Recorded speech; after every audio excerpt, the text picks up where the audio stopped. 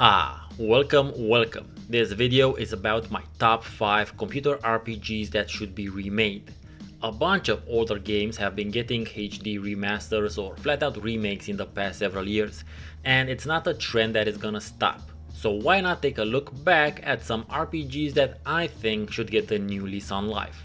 If this is the first time on my channel, good morning, afternoon, evening. I am Steven Nonsense, geek culture analyst, maybe extraordinaire. If you're already a subscriber, welcome back, I appreciate it a lot. And let's start this list with class.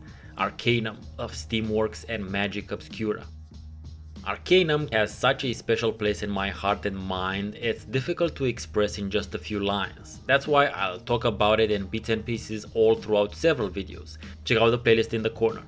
Arcanum came so close to being a masterpiece and it had so many things going for it, but unfortunately it was stopped from reaching that spot in gaming pop culture mainly due to its horrible combat mechanics and balance issues. These would be expected in a world where magic is being steadily pushed towards almost extinction by the rapid advancement of technology, but something just always felt a bit off in how this dichotomy was implemented. All I'm saying is that maybe with more time and more money, all the aspects of the game could be as wonderfully immersive as its world. An enhanced remake, a sequel, a prequel, a completely separate story set in the world of Arcanum, anything would work because the world building was so goddamn well done to begin with. The Temple of Elemental Evil. Okay, so Temple of Elemental Evil might not actually need a remake per se, since it's been heavily modded and fixed by the community thanks to the world editor of the game being found in a Polish patch of the game. So a lot of the problems with the mechanics and bugs and whatnot have been fixed by now. However, maybe someone with a more serious budget could give it another shot, and maybe instead of doing Temple of Elemental Evil, they visit Ravenloft and a particular vampire lord and his deadly castle can play a major role in it. Hopefully after the release of Baldur's Gate 3, we'll get some other games in old school D&D settings. Fallout Tactics. The Fallout universe can not only easily house a turn-based tactics game, seeing as how the series origins were turn-based, but I believe it actually deserves a proper turn-based tactics game. I know I will get some flack for this, but I really don't like Fallout Tactics. I found it to be lacking in terms of what made Fallout and also in terms of proper tactical combat, seeing as how it can't really make up its mind whether it wants to be a real-time with pause tactics game or a true turn-based one. I played and finished the game more than 10 years ago, and while I don't regret that fact, I don't wish to ever repeat it either. Something I can say about Fallout 1 or 2, which I've been playing every few years since I had a computer capable of running them. You can actually watch my melee playthrough of Fallout 1 right here in the corner. Of course, considering the business habits of the company owning the IP currently, this will never come to pass, but honestly, none of the other titles on this list have a much higher chance of being remade either. So yeah, it's on the list.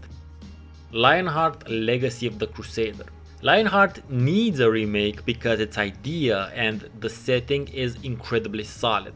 It's something in the vein of Shadowrun, but with the universe-changing event happening in the 12th century and the game taking place in the 16th century of a post-magically awakened alternate Earth. This game is just not good though, mostly due to the circumstances in which it was developed, because I'm pretty sure the team wanted to make something considerably more playable. So it's a perfect candidate for a modern reimagining, because it's nowhere near well known enough to be an expensive IP, nor is it a cult favorite. It could just as well be a new thing and nobody under the age of 25 would be none the wiser. Dark Messiah of Might and Magic. This piece of shit. Look, my passion and love for the Heroes of Might and Magic series is very well documented on my channel. Just check out this playlist for proof. And I was super eager to give this game a try when it was released. Experiencing this universe from a first-person perspective? Fuck yeah, sign me up.